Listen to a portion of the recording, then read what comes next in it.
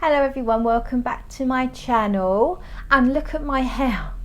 I've managed to get a bit of curl back in my hair. I did do a hair story, so I'm not going to bore you with everything, but I had it straightened with a Kerasilk keratin treatment quite a few months ago. And I've just tried to get some curl back by using scrunching jelly and going with my hair dryer, like trying to zhuzh, zhuzh, zhuzh.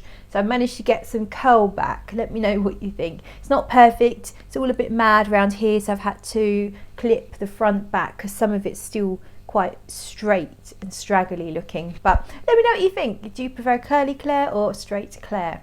So today we are here to talk about a fragrance, and it is this one here. Look at this presentation. This is Jivago, that's the brand name, Jivago. The fragrance is called 24K. This is an eau de toilette concentration. However, don't let that put you off if you are anti eau de toilette, if you think eau de toilettes are weak. First things first, this is not a weak fragrance. So if you want to hear a little bit more about it, hang around. I've just sprayed some on my hand. I wore it last night. I'm currently working night shifts. I'm just about to start in an hour, so I thought I'd squeeze in a little video.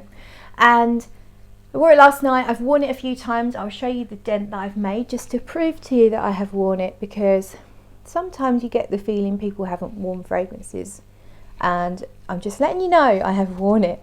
And last night gave it a full wearing on a 12-hour night shift, working here at home indoors. I really wish I could get out more and experience my fragrances out and about, around other people, moving around. That's when you really get to experience a fragrance, because you can catch it in the breeze, catch it in the sillage. You can see if other people react to it in any way. If you're, say, in the workplace, get other people's opinions. I love to do all of that. Unfortunately, that's not an option at the moment. Itchy nose always happens when I'm filming. Probably a sweetie hair, almost certainly a sweetie hair. So it is based on I did ask my boyfriend the other day what he thought of it, and he did like it. I didn't ask him to go in depth on it, but he said, yeah, that's nice. So that's the only opinion I've managed to get. And I did do an unboxing and first impressions video. That was live, so I will link that below if you want to check it out, and you get to see the full presentation, including the box and everything. But for this video, I'm not going to show you that because that's in the other video. And I'm lazy and I don't want to go upstairs and get the box. So anyhow, yeah, I mean, I will just touch on the presentation one more time, because I don't know if you know, but there's gold flakes in here. I have just shook it up, so it's almost like a little snow globe. There's tiny little gold flakes in there, not like the Atelier des Ors. They have bigger chunks of gold and more of them. This is lighter. You can just see some settled in the bottom there. This is a lighter scattering of more smaller flakes of gold. Oh, here comes the cat. They come out on your skin, but this is not a glitter perfume. I'm just having a look. I can see two tiny little glittery sparkles where I've sprayed it. I doubt we're going to see that on screen. Just see my aged, liver spotted hands. Yeah, you might be able to see one or two tiny gold flakes, but do not worry if you hate sparkles in perfume or body products. You're not going to notice it. You're really not. But I like it. I like it. I like sparkles. I like bling. It's a nice touch. So more importantly, of course, how does the perfume smell? So let's start with the actual. Oh, sweetie. Let's start with the notes. We've got rose as the opening note, tuberose, jasmine, orris, and amber. They are the only notes listed. I think that there is definitely more. There always is. Perfume is always going to have quite a lot of materials within it, regardless of what notes are listed. And for me, this one opens quite a kind of sharp-ish opening with the florals. And I feel like you get all the florals at once rather than rose as to open and then jasmine tuberose coming in later. It's a blend of all the florals together, and there's a little sharpness, maybe there's a touch of a citrus element in there, not that I specifically smell lemon or bergamot, but just the freshness that they can bring.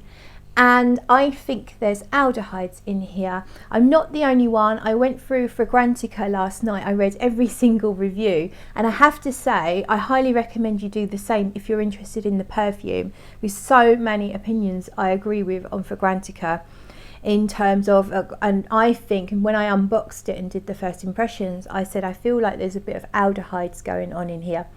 And it's the soapy kind of aldehydes, not the harsh, sharp hairspray like Fizz of Chanel No. 5, more the soft, creamy, soapy way that aldehydes can be. Now, I don't think aldehydes is a one singular ingredient. You can get aldehydes from different materials, so you get lots of different kinds of aldehydes, and this aldehyde type element to me, if in fact there are any aldehydes, is the soapy, clean, creamy element. So it's clean, soapy, smooth, almost lotion like, but you do have a little bit of harshness in the opening. The florals just are a tiny bit sharp. What I notice in the sort of the first hour or so is that sharpness just calms right down, and you will notice a bit more of the rose. It's a soft floral, it's not screechy, and it's not sweet. There's no added sweetness in here like in modern perfumery. Now you should know this fragrance came out in 1990, could be 94, 96, I can't remember now, but it's a mid-90s fragrance, and they don't make perfumes like this anymore. Well, they do, because they make this perfume, but designer houses do not put this kind of fragrance out really anymore. It has a vintage kind of feel because of that, and it's not sweet.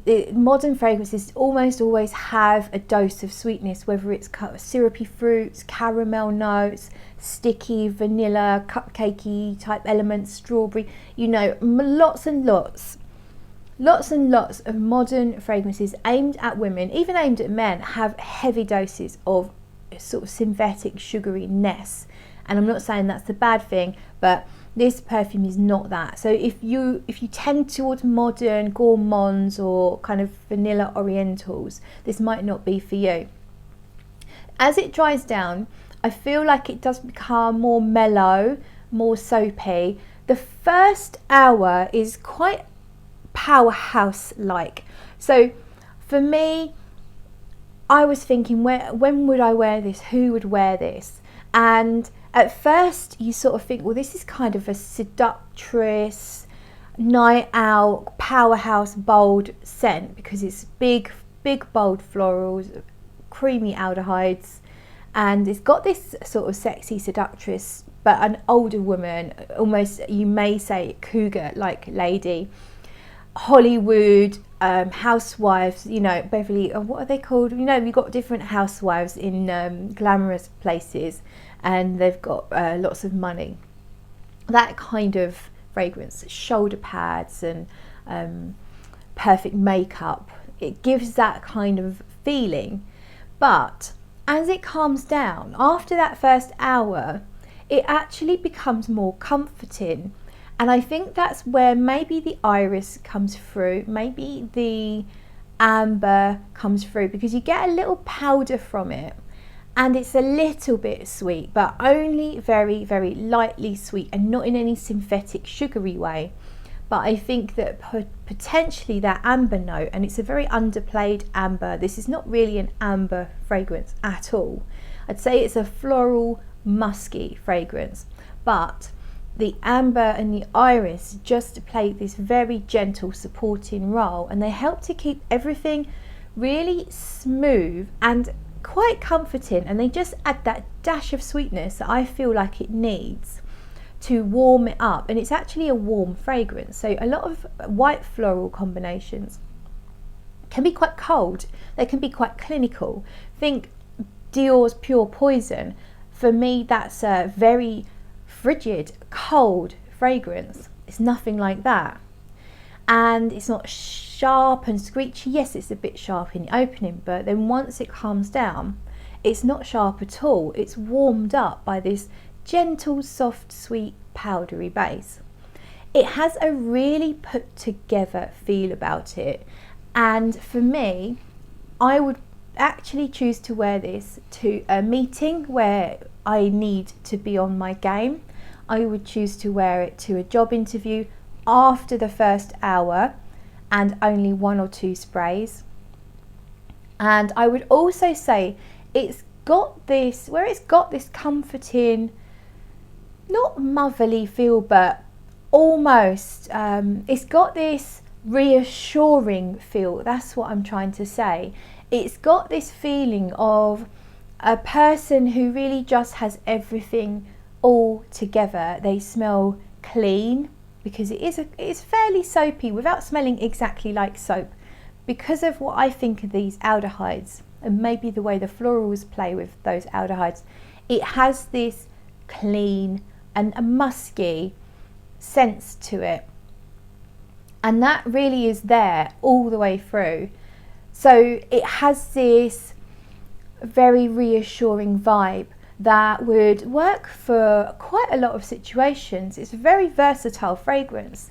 Maybe just be aware that that first hour is quite bold, but once that's calmed down, what you have is a comforting-ish, yet very much a statement fragrance still, but it's not too strong. It's not a massive powerhouse once you get past the first hour, but I could smell it on my skin as I moved around from my desk to my fridge to my oven. As I moved around last night, I was able to catch little whiffs on myself literally the whole shift, and we're talking 12-hour shift. Maybe that last 2 hours was more of a skin scent, but I had 10 hours of it being a noticeable fragrance. So performance wise, for an EDT, it's outstanding. I really enjoyed wearing Jivago 24K. It's not something I would normally choose because it's not as sweet as I normally go, and perhaps it's got that little vintage retro feel that's not quite my personality, but I would totally pick this for a meeting, an important meeting, whether it be work related or whatever. If I need to be on my game, if I need to appear like I've got everything together, if I need to put on a really smart outfit, then I think 24K would just be perfect. So I'm really glad to have it in my arsenal, and I'd recommend you check it out if you like that kind of thing. A floral musky scent. It's got a little bit of a vintage feel, but has an undertone of something slightly sweet, powdery and reassuring. I'd like to thank Zhivago, thank you Giles at Zhivago for sending the fragrance to me for review. They are my honest opinions. I hope that you enjoyed the review, and I will see you in another video.